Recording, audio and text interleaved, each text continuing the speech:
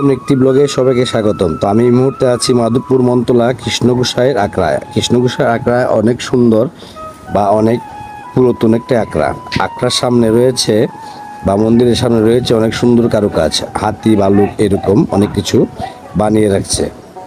এখানে দেখতে পেয়েছেন একটা গাবি, এই গাবি তার বাচ্চাকে দুধ পান করাচ্ছে। আর এখানে সবচেয়ে বড় কথা হইলো হিন্দু মুসলিম সবাই যাদের গরু পালন করে এই গরুর গাভীর দুধগুলা এই মন্দিরে নিয়ে আসে, সেটি হলো মন্দিরটি।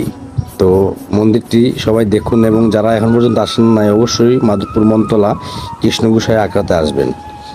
এত সুন্দর পরিবেশ, এখানে মনটা ভরে যায়। মন্দিরটা এত সুন্দর বা এত একটু ভালো, যারা এখন পর্যন্ত যান নাই অবশ্যই যাবেন। কৃষ্ণগোসাইয়ের আখড়ার পাশে একটি সুন্দর পুষ্করিণী রয়েছে, যে পুষ্করিণীটিও খুব সুন্দর এবং অনেক পুরাতন, যেখানে বসলে আপনার মন ভালো হয়ে যাবে।